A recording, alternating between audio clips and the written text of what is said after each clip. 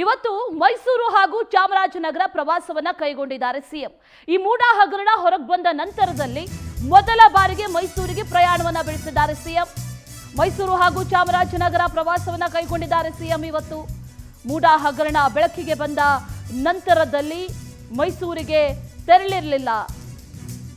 ಇವತ್ತು ಬೆಳಗ್ಗೆ 10 ಗಂಟೆಗೆ ವಿಶೇಷ ವಿಮಾನದ ಮೂಲಕ ಮೈಸೂರಿಗೆ ಪ್ರಯಾಣವನ್ನ ಬೆಳೆಸಲಿದ್ದಾರೆ. ಮೈಸೂರಿನ ಬಳಿಕ ಚಾಮರಾಜನಗರಕ್ಕೆ ತೆರಳಲಿದ್ದಾರೆ ಸಿಎಂ. ಸಂಸದ ಸುನಿಲ್ ಬೋಸ್ ಅಭಿನಂದನಾ ಕಾರ್ಯಕ್ರಮ ಇದೆ, ಆ ಕಾರ್ಯಕ್ರಮದಲ್ಲಿ ಭಾಗಿಯಾಗ್ತಾರೆ.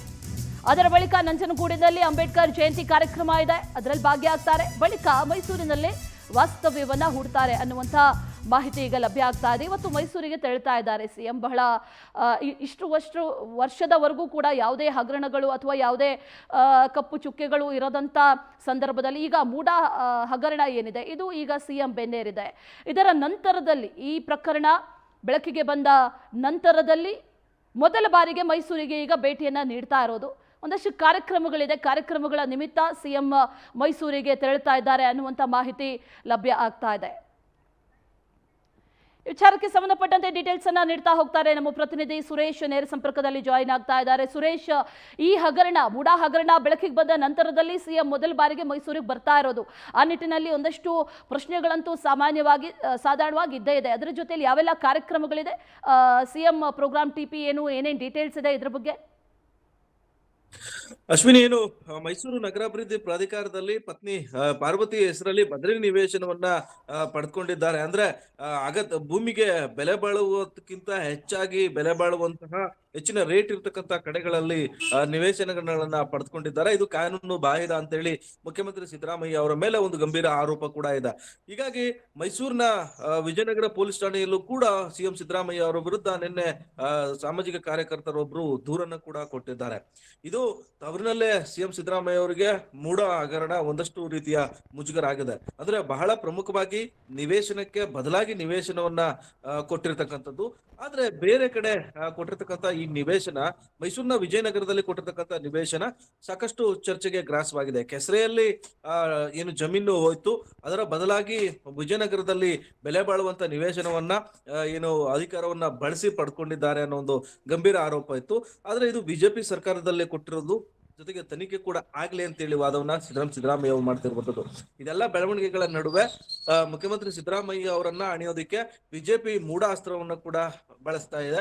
ಈ ನಡುವೆ ಮೈಸೂರಿಗೆ ಮುಖ್ಯಮಂತ್ರಿ ಸಿದ್ದರಾಮಯ್ಯ ಬಿಜೆಪಿಯ ಈ ಪ್ರತಿಭಟನೆ ಸಾಲು ಪ್ರತಿಭಟನೆ ಬಳಿಕ ಮೈಸೂರಿಗೆ ಆಗಮಿಸುತ್ತಿದ್ದಾರೆ. ಮೈಸೂರು ನಗರಾಭಿವೃದ್ಧಿ ಪ್ರಾಧಿಕಾರದಲ್ಲಿ ನಡೆದಿದ್ದೇ ಏನದಾದ ಬಹುಕೋಟಿ ಹಗರಣದ ಪ್ರಕರಣ ಹೊರಬಂದ ಬಳಿಕ ಮೊದಲ ಬಾರಿಗೆ ಮೈಸೂರಿಗೆ ಆಗಮಿಸ್ತಾ ಇರ್ತಕ್ಕಂಥ ಸಿಎಂ ಸಿದ್ದರಾಮಯ್ಯನವರು ಮೊದಲಿಗೆ ಮೈಸೂರಿನ ಮಂಡಕಳ್ಳಿ ವಿಮಾನ ನಿಲ್ದಾಣಕ್ಕೆ ಆಗಮಿಸ್ತಾರೆ.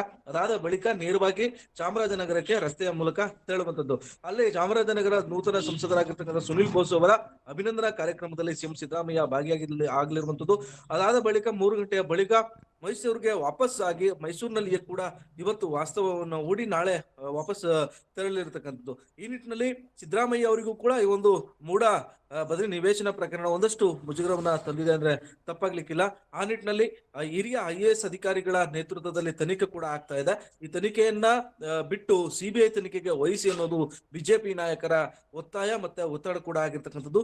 ಈ ನಿಟ್ಟಿನಲ್ಲಿ ರಾಜ್ಯ ಸರ್ಕಾರದಿಂದ ಕೂಡ ನಡೀತಾ ಇರ್ತಕ್ಕಂತಹ ತನಿಖೆ ಒಂದ್ ಕಡೆ ಆದ್ರೆ, ಮತ್ತೊಂದು ಕಡೆ ಇವತ್ತು ಸಿಎಂ ಸಿದ್ದರಾಮಯ್ಯನವರು ಮೈಸೂರಿಗೆ ಬರ್ತಾ ಇರ್ತಕ್ಕಂಥ ನಿಟ್ಟಿನಲ್ಲಿ ಯಾವೆಲ್ಲ ವಿಚಾರಗಳ ಬಗ್ಗೆ ಸಮರ್ಥನೆಯನ್ನ ಮಾಡ್ಕೊಳ್ತಾರೆ, ಆ ಪ್ರಕರಣಕ್ಕೆ ಸಂಬಂಧಪಟ್ಟಂತೆ ಒಂದಷ್ಟು ವಿವರಣೆಯನ್ನ ಕೊಡುವ ನಿಟ್ಟಿನಲ್ಲಿ ಸಿಎಂ ಸಿದ್ದರಾಮಯ್ಯನವರು ಕೂಡ ಸಜ್ಜಾಗಿದ್ದಾರೆ, ದಾಖಲೆಗಳ ಸಮೇತ. ಆ ನಿಟ್ಟಿನಲ್ಲಿ ಸಿಎಂ ಸಿದ್ದರಾಮಯ್ಯನವರ ಆಗಮನ ಮೈಸೂರಿಗೆ ಸಾಕಷ್ಟು ನಿರೀಕ್ಷೆ, ಕುತೂಹಲವನ್ನ ಕೂಡ ಹುಟ್ಟಿಸಿರ್ತಕ್ಕಂಥದ್ದು. ಅಶ್ವಿನಿ, ಸುರೇಶ್, ಗಮನಿಸ್ತಾ ಹೋದ್ರೆ ಇಲ್ಲಿವರೆಗೂ ಕೂಡ ಸಿದ್ದರಾಮಯ್ಯ ಅವರ ವಿರುದ್ಧವಾಗಿ ಯಾವುದೇ ರೀತಿಯ ಹಗರಣಗಳಾಗ್ಲಿ, ಯಾವುದೇ ರೀತಿಯ ವಿಚಾರಗಳಾಗ್ಲಿ, ಪ್ರಕರಣಗಳಾಗ್ಲಿ ಸುತ್ತಿಕೊಂಡಿರಲಿಲ್ಲ. ಇದು ಮೊದಲ ಬಾರಿಗೆ ಇಂಥದ್ದೊಂದು ದೊಡ್ಡ ಹಗರಣ ಕೇಳಿ ಬಂದಿರೋದು. ಹಾಗಾಗಿ ಬಹಳ ಮುಜುಗರ ಅಂತೂ ಇದ್ದೇ ಇದೆ. ಹಾಗಾಗಿ ಈ ಮುಜುಗರದಿಂದ ತಪ್ಪಿಸ್ಕೊಳ್ಳೋದಕ್ಕೆ ಮೊದಲ ಬಾರಿಗೆ ಮೈಸೂರಿಗೂ ಕೂಡ ಭೇಟಿಯನ್ನು ನೀಡ್ತಾ ಇರೋದು. ಆ ನಿಟ್ಟಿನಲ್ಲಿ ಈ ಮುಜುಗರದಿಂದ ತಪ್ಪಿಸ್ಕೊಳ್ಳೋದಕ್ಕೆ ಏನಾದರೂ ಪ್ಲಾನ್ ಮಾಡ್ಕೊಂಡಿದ್ದಾರಾ? ಇದ್ರ ಬಗ್ಗೆ ಏನಾದರೂ ಇನ್ಸೈಡ್ ಡೀಟೇಲ್ಸ್ ಏನಾದರೂ ಲಭ್ಯ ಆಗ್ತಾ ಇದೆಯಾ ಸುರೇಶ್? ಅಶ್ವಿನಿ, ಈ ಮೂಡಾ ಸೈಟ್ ನ ಮುಜುಗರ ವಿಚಾರಕ್ಕೆ ಸಂಬಂಧಪಟ್ಟಂತೆ ಸಿಎಂ ಸಿದ್ದರಾಮಯ್ಯನವರು ಅವತ್ತಿನಿಂದಲೂ ಕೂಡ ಹೇಳ್ತಿದ್ದಾರೆ, ನನಗೆ ಬದಲಿ ನಿವೇಶನ ಕೊಡ್ಲಿಲ್ಲ ಅಂತ ಹೇಳಿದ್ರೆ ನೀವು ಹಣವನ್ನ ಕೊಡಿ, ಈಗಾಗಲೇ ನಾವು ರಾಜ್ಯ ಸರ್ಕಾರದಿಂದ ಒಂದು ತನಿಖೆಯನ್ನ ಮಾಡಿಸ್ತಾ ಇದ್ದೇವೆ. ಆ ತನಿಖೆಯ ರೂಪುರೇಷೆ ಅಂತಿಮ ಆಗುವವರೆಗೂ ಕೂಡ ನೀವು ಕಾಯಬೇಕು. ನಾವು ಈ ಪ್ರಕರಣಕ್ಕೆ ಸಂಬಂಧಪಟ್ಟಂತೆ ನಮ್ಮ ಏನು ಬಾಮೈದ ಅರ್ಶಿನ ಕುಂಕುಮ ಕೊಟ್ಟಂತಹ ಸುಮಾರು 3 ಎಕರೆ 16 ಕುಂಟೆ ಜಮೀನಿನ ಪೈಕಿ ಕೆಸರೆಯಲ್ಲಿರ್ತಕ್ಕಂಥ ಜಮೀನಿನ ಪೈಕಿ ಮೈಸೂರಿನ ವಿಜಯನಗರದಲ್ಲಿ ನಗರಾಭಿವೃದ್ಧಿ ಪ್ರಾಧಿಕಾರದವರೇ ಸೈಟ್ ಅನ್ನ ಕೊಟ್ಟಿದ್ದಾರೆ. ನಾವು ನಗರಾಭಿವೃದ್ಧಿ ಪ್ರಾಧಿಕಾರವನ್ನ ವಿಜಯನಗರದಲ್ಲೇ ನೀವು ಸೈಟ್ ಅನ್ನ ಕೊಡಿ ಅಂತೇಳಿ ನಾವೆಲ್ಲೂ ಕೂಡ ಕೇಳಿಲ್ಲ. ಆ ಬಗ್ಗೆ ಪತ್ರ ವ್ಯವಹಾರನು ಕೂಡ ನಾವು ಮಾಡಿಲ್ಲ. ನಮ್ಮ ನಿವೇಶನಕ್ಕೆ ಬದಲಿ ನಿವೇಶನವನ್ನ ಕೊಡಿ ಅಂತ ಕೇಳಿದ್ವು. ಅದಾದ ಬಳಿಕ ಮೈಸೂರು ನಗರಾಭಿವೃದ್ಧಿ ಪ್ರಾಧಿಕಾರ ಏನು ಕಮಿಟಿಯಲ್ಲಿ ಒಂದು ಚರ್ಚೆ ಮಾಡ್ತು.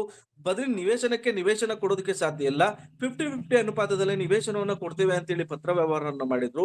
50-50 ಕೊಡ್ತಕ್ಕಂತ ನಿವೇಶನವನ್ನ ಕೂಡ ನಾನು ತೆಗೆದುಕೊಂಡಿದ್ದೇನೆ.